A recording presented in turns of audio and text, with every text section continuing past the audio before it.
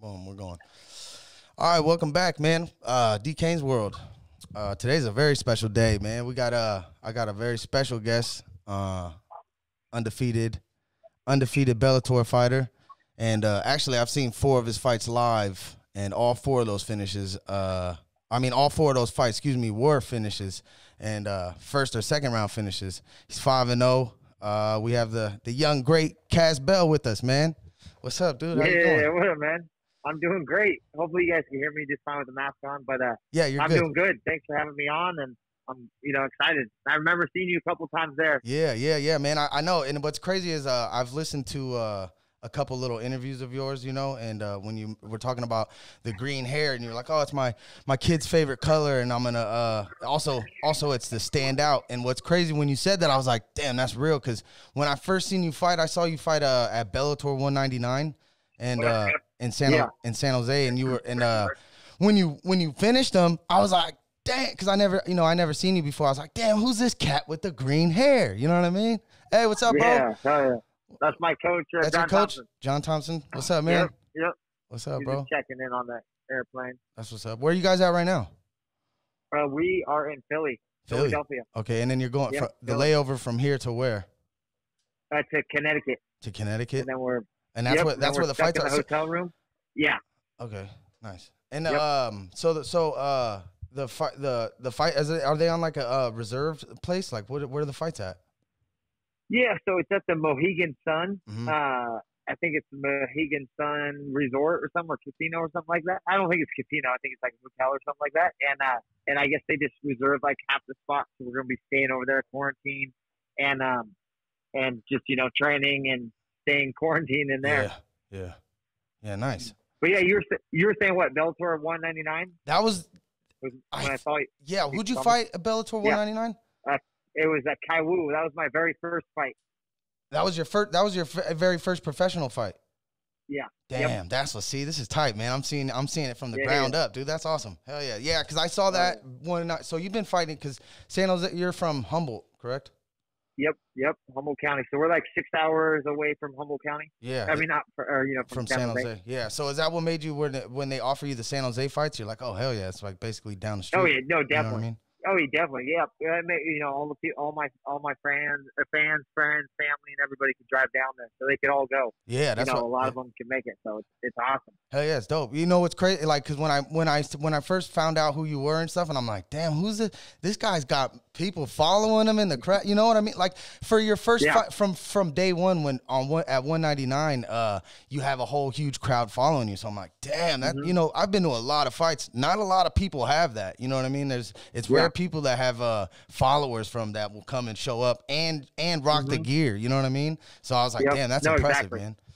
It's Humboldt love. I got all the support out there. So yeah, man, awesome. it is, dude. It's dope. That's dope. So when they offered you the fight, how did that go about? They offered you a couple weeks ago, or did you know about it beforehand? Yeah, so it was like it was like two weeks ago, maybe 2.5 weeks ago. They hit me up seeing if I wanted to fight, and I said, hell yeah, let's do this. I've been waiting. Yeah. I've been itching. I wish I was training beforehand. I was kind of being lazy a little bit. Was just chilling, get started. I'm just like, hey, nothing's going on. Let's relax a little bit, hang out with the family and stuff. But yeah, they gave me the call, and I told them I'm ready. So we started training, and just jumped right into it, and started going 100%. Oh yeah. So what's training been like during this whole thing? Like, it's been crazy. So it's mostly just been my coach. You just saw John Thompson, and then my teammate who's with me, too, Tyson Miller, and then I have a couple other teammates here and there. But it was really just us training together because we had to stay quarantined. I'm in California, so they pretty much locked us all down. So the gyms were closed, everything was closed. So luckily, when we got the call, I think 2 days later, they said that California opened up the gym. So then we were able to open up the gym and start training again. But it's still not like a real fight camp. I mean, it was like I'm usually training, all day, 3 times a day. And so like this time it's training in the morning for a little bit, and then maybe making it for the second time if we can make it. But I mean, I'm a fighter though, so I'm stoked. I gotta do this. Like, it's gonna be a fight. I'm throwing down.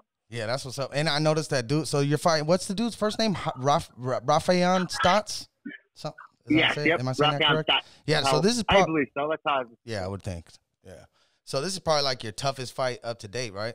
You would think. Yep. 13. Yep. Yeah. This is This is huge. Yep. This is definitely my toughest fight. I mean, I don't know about amateur. I mean, I haven't fought yet. So once I fight them, I'll see. Who it is. But I've had some tough amateur fights. When I was fighting at 145 and up. And but this should be my toughest fight, most experienced dude I've ever fought so far. And then also coming from a big gym, I've never fought anybody from like a name brand gym. Yeah. You know, Duke Rufus is a legend, and all his teammates that he gets to train with and stuff are badasses. Like he gets, Sergio Pettis, who's on this card, who's fighting Ricky Banderas. He's he that's his teammate. That's who he got trained for this fight.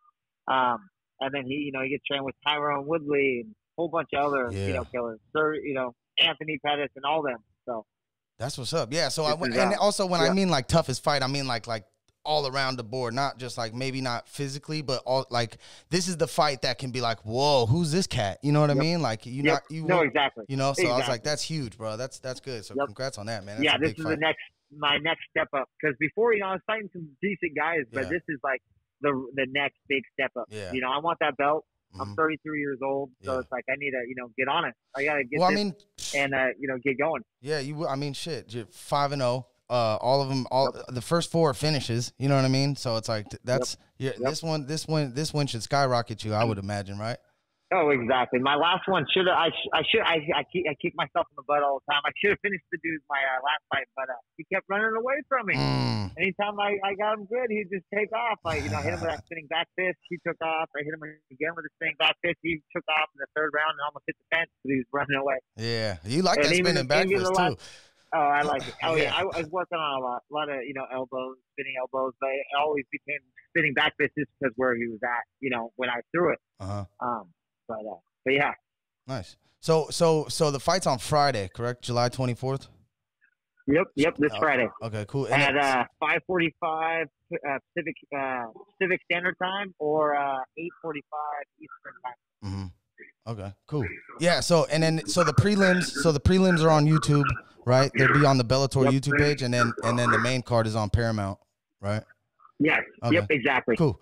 All right. And then, so what's fight week consist of for you? Like once you get there today, right? You get there today, and then what? Yeah. Today we're showing up today, and then we got a quarantine, and we get tested, and they're going to do their test. Bellator is being super awesome with their testing. They're making sure we're all safe, all legit, and we have to quarantine in there for a couple of days in our hotel rooms. We can't even leave. We have to stay in there, so we're kind of stuck in there for 2 days, which sucks. But at the same time, I get a rest, recover. Yeah. Watch some fights, be lazy a little bit. So it is what it is. But the weird part is trying to cut the weight. Yeah. We don't have, no saunas or nothing like that right now. So after we get tested and we pass, we already got tested before we flew here, and we got tested again. So now for the third time, once we get tested, we got and we pass. Then they give us their own little workout area. So then each group of fighters will have their own, workout area by themselves with a, tournament. And then we're able to do that. But for 2 days, it's like, well, I'm not really can't wait, but I'm good on my weight. I've been dieting. Oh, nice. And so I'll be good. Just a little different though.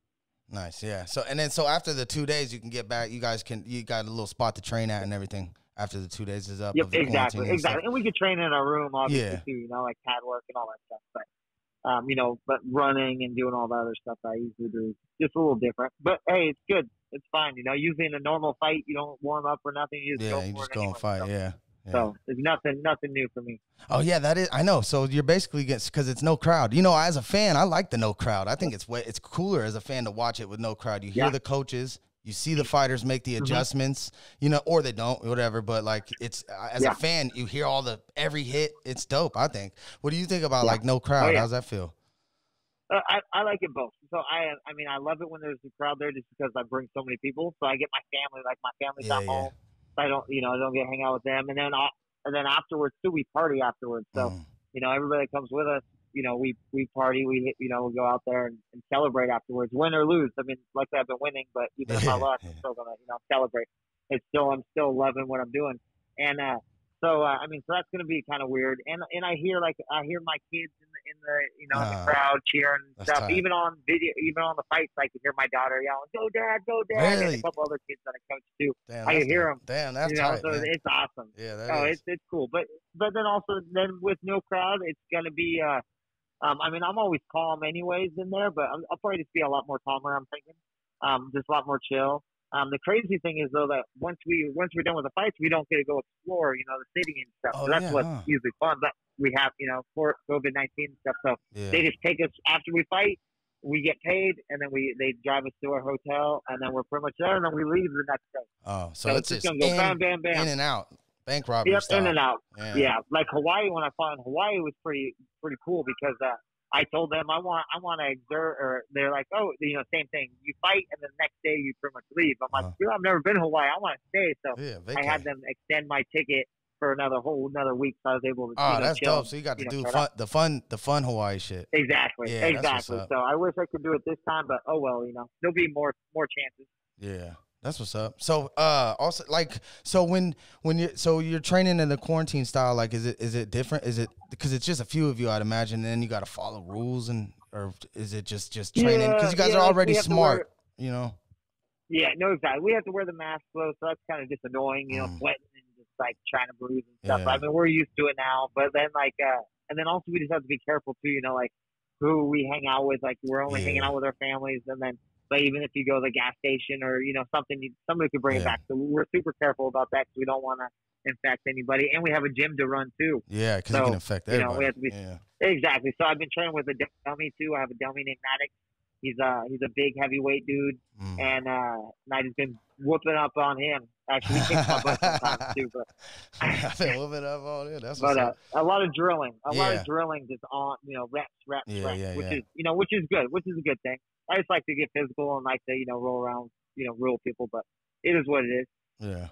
Well, that's good, man. This is real cool because this is the first Bellator card. So Bellator's been on the low, probably working on things. Then I'd imagine, right? Yeah. Like, just trying to get after this. Yeah, this is gonna start rolling in fights and stuff. Because I was always wondering what they were doing with everything, but now I see they just came out the cuts, and I was like, ooh, we got some more fights, Because as a fan, fights, that's just you gotta love all of them. You know what I mean? So, Heck yeah. No, dope. it's awesome too because I'm on the first card. They hit me up, which is even way cooler. Now I can't even do this, and then being on the first card, and hopefully everything goes well.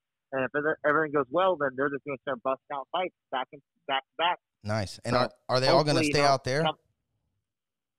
I don't know. I don't know where. I'm guessing maybe just because if it works out here, I might as well keep it going. Yeah, exactly. But I have no idea. Yeah, no one told me anything like that yet. Damn, that's tight. So, and then are you ranked in? How does Bellator's rankings work? Because I feel like you should be ranked, right? Or nah? I've seen different places where I've been ranked. I've seen where I've been number 3, 4. Yeah, I've seen that too. Stuff like that before, but nothing official though. Nothing official yet. But I guarantee after this fight, it should definitely bump me up. Yeah, that's what I was thinking. Up on it and stuff. But I don't know. I don't even know where Bellator even, does it. That's what I was, because I see like it's a list of rankings, but it's like a list of all fighters in the bantamweight that I see where it's like top, top level fighters where I'm like, damn, Cass is up there. You know what I mean? So I was like, I was wondering if Bellator had their own official rankings, how they, top whatever it would be. Then the champ. Not that I know of. Okay, that's what I was I've looked. I'm like, where can I be? I think I'm in the top 10. I would hope. But you have to be because no one goes. You don't win 5 in a row and then have 4 finishes and not be in top 10. There's no way, right? Yeah. That just doesn't. Yep, exactly. And I'm actually one of the only fighters, in Bellator who's undefeated. There's Patrick Mix who's in there too. He's undefeated. I think he's 12-0 or 13-0. Yeah. And but all my fights are in Bellator, so there's only a few people in different weight classes that are even, undefeated, and then also all in, Bellator. So something special going on. Yeah, that's also cool too, man. Your very first fight was in Bellator. How did that? How did you just jump frog? Like leap? You just came from amateur straight to Bellator. What it was. Yeah, well, as I was an amateur, I just fought everybody and whoever, the top 10s on Topology and on the where they have all the fighters and stuff. So I would just fight whoever is, whoever I was in the top 10, go down the list and see if they want to fight. And they got to fight, then I would fight them. So I won a lot and I lost a lot too. Yeah. But I was fighting at heavier weight classes. I barely had to cut any weight, maybe 2-3 pounds most of the time. And then also I went up weight classes and stuff to fight. And I did last minute fights just to Yeah. do them. Yeah. You know, because I needed to push myself. I needed to test myself. I needed to see, you know, what everything was about. Just so when I got the call, I'd be ready to, you know, keep running through all these guys. Yeah. Exactly. So that was the plan. I'm glad it's working through. And then with Bellator, it was pretty much I fought a couple guys that were already in Bellator, and then my boy Justin Tenadora, who also fights in Bellator, him and I fought way back in the day, and then they hit me up, you know, right, and he told Scott Coker, you know, about me and stuff, and they started looking into me, and then my manager Joe, who was Justin Tenadora's dad, you know, gave us a call, hooked us up, and we got in there. So you know, they hit us awesome. up. Yeah, because that's awesome, man. Your very first fight in Bellator, and then you're smoking fools. Oh yeah. You know what I mean? Oh yeah, no, it was super cool. Yeah. Do you think you know how your amateur career you take some losses, you win some, right? Do you think that taking those losses, I feel like, you know, when there's like fighters that come out, right, and they're all the way undefeated, all the way like from amateur all the way to whatever, and then they lose or whatnot. You know, do you think those losses mean something, right? Like because a loss is a loss, amateur, whatever. Yep, exactly. They keep you hungry. They keep you humble too, and they show you what you need to work on too. You know, if you're taking, I mean, as an amateur, you can fight whoever you want. You pick and choose your fights. Doesn't matter. So I mean, in my eyes and my coach's eyes, if you're winning all your fights, you're not pushing yourself to the limit. You know, you're not fighting anybody good. Yeah, there's like a small percentage, maybe 1% of somebody, you know, in this world is going to go through beating everybody. You know, but it's a small percentage. You know, those are special talented guys, but mostly, you know, that was our goal, you know, push yourself. Like, there's somebody I was going to lose to, that's who I wanted to fight. Yeah. So, and again, fighting at a heavier weight class. So it was like, it's way easier fighting at 35 than 45. Yeah. They don't hit as hard as, you know, 45. Yeah, or 150s and 55. So. Yeah, and you're pretty big for bantamweight, right? Like height-wise, I mean, like long? Yeah. 5'10", little, I got it, you know? Yeah, lanky. I'm all right, you know? Yeah. That's what's up. Hell yeah. You fought a Bellator fight. One of those fights was a 45, right? Or no? It was a catch weight at 140. Oh, it's a catch weight at 140. Oh, okay. All right. Yep. Oh, okay. Yep. So there was a 45er who I fought, who was a 45er, but he wanted to go down to 35 and see if he could do it. You know. So I was like, I was cool. I was like, let's just try 40. Let's go. Do you want to fight at 40? So we fought at 140. So I didn't have to cut that much weight. He didn't have to cut. You know, it was cool. I was like, sweet. I mean, because I knew he was a bigger guy anyways. But I was like, you know what, screw it, let's go for it. So he went 140 for a catch weight. Because eventually I do want to fight at 145 too. Oh, know, damn, so after really? I clean out the 135 division, I either want to go 25s or 45. I'm thinking maybe go 25. And then he's trying to triple it up, up, just so I don't have to build that muscle for 140. Yeah. And then jump up to 145. You know, everybody's trying to get to 2 belts, 3 belts or whatever. So yeah, that's the thing right now. That might be my goal if I could take up the 35ers here and then go down. Yeah, and I mean, I think I can make 25 pretty easily. Really? It would be hard, but I think I could do it. But you could do it. Yeah, that's what's up. Damn, man. Yeah, that'd be crazy. You go down to 25 and then go bounce all the way up to 45. Woo. Sheesh. Oh yeah. I want before you get out of here. I don't want to. Go ahead. It'd be like a 6 months difference. Yeah, of course. Yeah. You're not gonna just do that like up and down. No, I'm saying it'd be like if I just went down 25, then I would. Cut out a little bit. Oh, might be losing you. Yeah, cut out just a little bit for a second. Okay. All right, we're good now. Shoot, what was I gonna say? That post. I don't want to take all your time. What are we at? We're like 20 minutes. Yeah. That post. I wanted you to plug. The plan, please. Yeah. Okay. All right. I wanted you to plug that for that baby too before we get out of here, so you could so I could plug. Oh yeah, Save JT. Yes, exactly. Yeah. Will you want to expand on that? Yeah. Yeah, so JT, we're trying to save his life and stuff. He has a super rare disease that it's called TPI disease. It's I can't remember the full name for it, but it's super rare because usually what happens, the kids only live to like 5 years old and then they pass away. So and usually you don't catch it for a while, so they can be healthy, super healthy, and then when they're around 3-ish, 2-ish or something, they get sick, and then all of a sudden it just goes quick. So it's super rare for kids to have it, but luckily they caught it when he was super young. So he's like a year and a half now, I believe. When I met him, he was a year old, but they caught it when he was super young, which is awesome. So they're getting closer and closer to finding the right antidote or whatever it is to save treatment. Save JT. So yeah, exactly, treatment to save him. So they're so close, but anything that everybody can help would be awesome, because then it doesn't just save him. It's going to save a whole bunch of other kids in the future too that come up with it, and so they're really fortunate that they caught it so early.